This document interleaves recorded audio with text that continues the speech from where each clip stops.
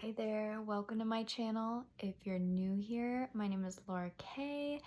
I am an artist, a creative. I'm a Reiki practitioner. I read tarot sometimes, all kinds of stuff like that. I'm a channel for spirit, a medium, and I just wanted to create this channel to share whatever is coming through at the moment. So I hope you feel welcome in this space. It's for anybody who is interested. And if you've been here, hello. I'm so happy that you're here and that you decided to stick around and like and subscribe. Super, super cool of you. So today I just wanted to drop in with some messages that I got today. Was really great. I had a really great conversation with a friend and I did a lot of Reiki work and yeah, so something that I got today was that there is a process of ego death happening with a lot of people. You're in this, transition phase we've been talking about, in between points in life, and you're kind of seeing what hadn't been working for you and you're looking towards the next phase. Like, how do I create this? How do I get from A to B? How do I quantum jump into this? And of course, the quantum jump happens first in the mind, and you have to slowly do the things to make it happen. It doesn't just happen. Your system couldn't handle waking up the next day in like another dimension like that, and you're starting to realize things that you need to do to shift. And something else really beautiful that I heard today was that you were so keen on like your purpose and what you thought you were going to do. You had this like script of what life should be like. However it refers to you in your experience, but like me was like get married, have kids, graduate college, or like none of that happened. And it's like, whoa, it's making you realize that this huge shift is happening, and that you've got to kind of allow God to make those, bigger picture choices, because it's not necessarily going to be the cookie cutter or whatever. But the exact thing that I got was that because I was getting worried, I was looking towards the future, and I was like, I feel like at a point where I felt so burnt out and drained by things. I have a lot of things that are refueling that passion and things like that, but I was just a little bit worried. And something that Spirit said was like, you were so gung-ho for this purpose and where it was going to go, but like now that you're changing your mind, that was a purpose that felt draining to you. It was taking from you because it wasn't meant for you. The purpose that you're meant to be doing is going to refill your energy and refuel you and get you ready for, you're never going to feel so burnt out. Like, you don't have to continue getting in these phases of burnout. I found, as somebody who is on the autism spectrum, I found for me personally that like I'll go months at a time being super social, and then I'll need to spend time away. And I've got like years in my life where I've spent like a year really involved, a year very withdrawn. And I'm getting that like it was because I didn't understand energy and how energy was working in these relationships and these friendships with people, and I wasn't seeing it. And I'm getting that like I am going to be able to get to like a sustainable future where it's not going to have to be so like in and out like that. I'm going to learn how to handle things where there's boundaries and like all that kind of stuff. But something, I had a conversation with somebody today, and we brought up the the empath and the narcissist thing, and like that relationship dynamic, and how so many of us have experienced that. But I think you come to a level of like awareness of self where you start to realize that like it's the same side of one coin, really. Like this relationship dynamic that is like the empath, the narcissist. They're both very it's about like the intention with the person. um but there's times in my life where I realize, now re-looking at relationships from an energetic standpoint and seeing how the energies were moving and working, is that like there were times where somebody was taking a lot from me and I wasn't holding my boundaries and things like that. And I can, hold myself accountable for my lack of boundaries and also look at them and say, hey, like they had these horrible intentions for me anyway. But like, from their perspective, that's what they needed to do. I've also seen myself in other relationships being a person who has taken energy from another.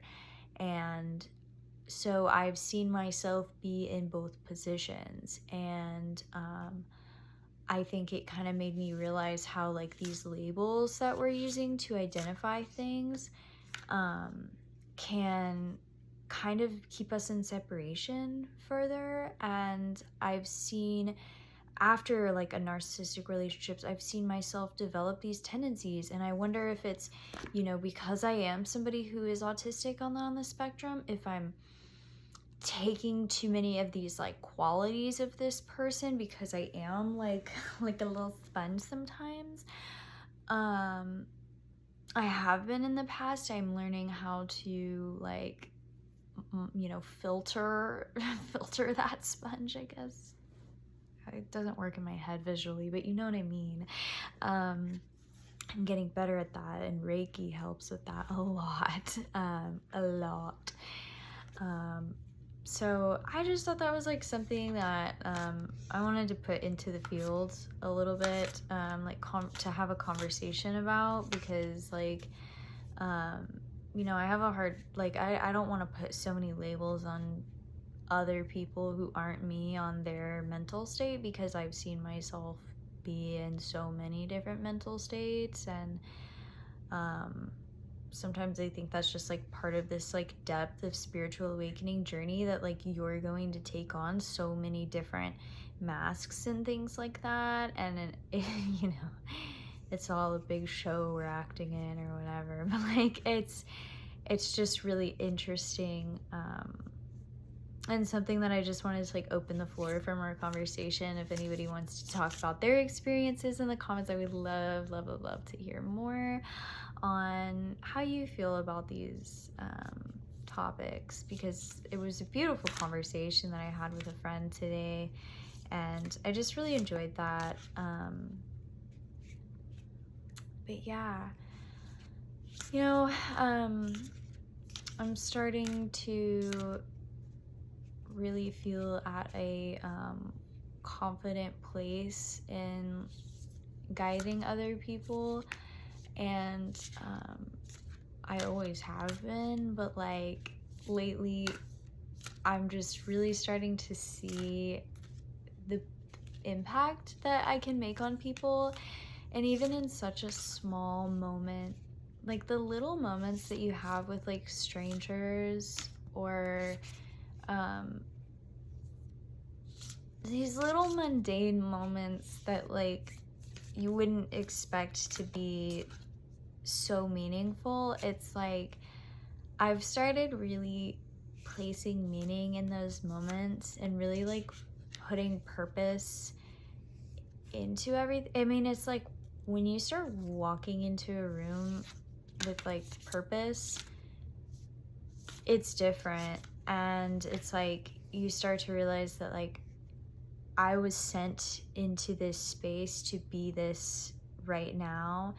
And it changes and it shifts, and we can like look at ourselves and we can acknowledge that every moment that I've been here, there was a purpose, even if I felt I was being like dragged along in some certain place or something that kept me stagnant or whatever. Like I needed to be stagnant for that time to learn some things, and the people around me needed me in that space for whatever. And you're able to like place you know, whatever that meaning is for you in your life. But I'm also getting that, like, that's a really important thing for somebody to remember, is that, like, there is purpose behind everything. And I think when you walk with a purpose too, like, you start to feel that passion more, and you start to really feel,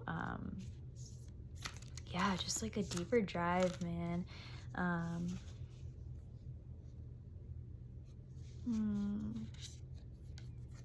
Okay, so I just wanted to pull a couple cards too, and I pulled 3 cards from the Sacred Rebel deck, and we have Follow Your Own Rhythm. She's beautiful. Follow your own rhythm. I like the way she dances. She looks golden. And then this is Against the Grain.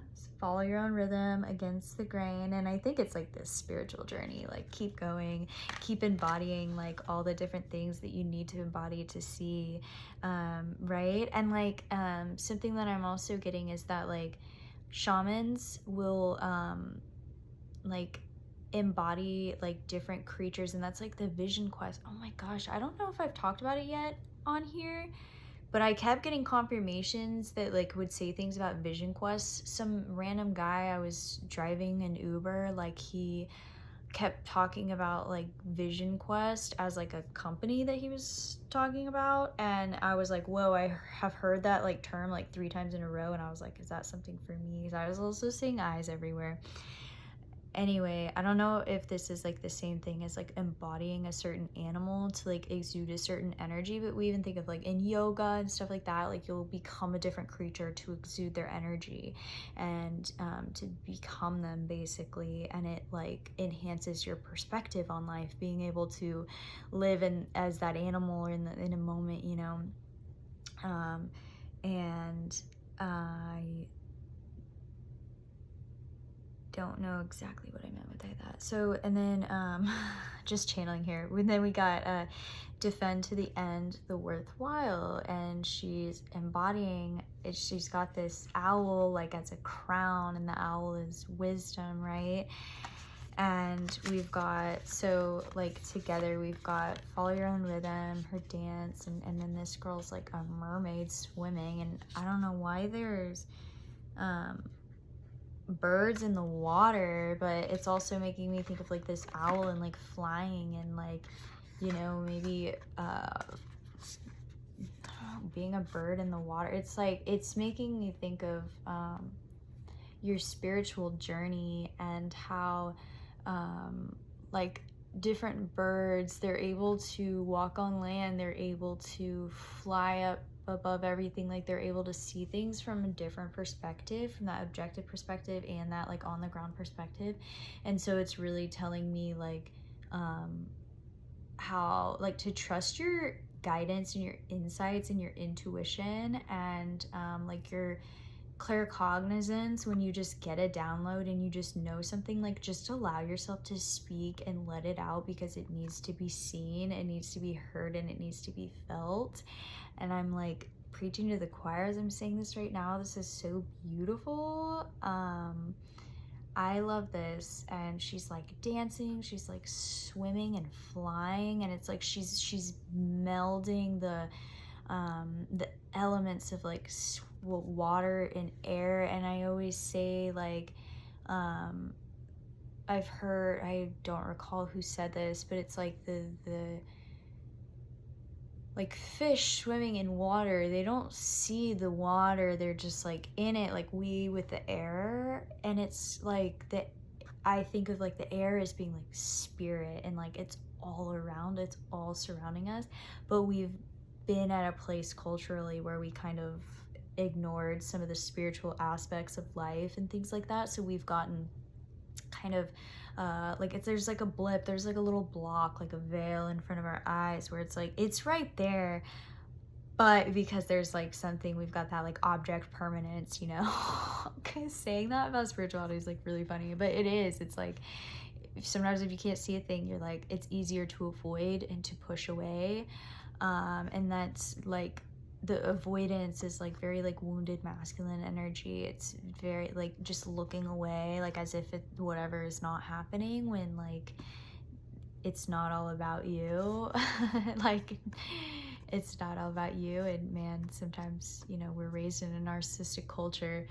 And there's just some things with like the new age spirituality and stuff too that I feel like I hear around town that like perpetuates some of this stuff negatively. But anyway, yeah, so it just felt like she was kind of flying in that spirit. And yeah, I was thinking something about that, the water being like spirit, the air being like spirit, and it's like we're just so immersed in it, and some people forget about it. And it's like, if you can feel that, bring it into the world, bring it from the ethers, like where you're sensing it. If you're receiving this, it is meant to be seen. Your art is meant to be shown, your voice is meant to be heard.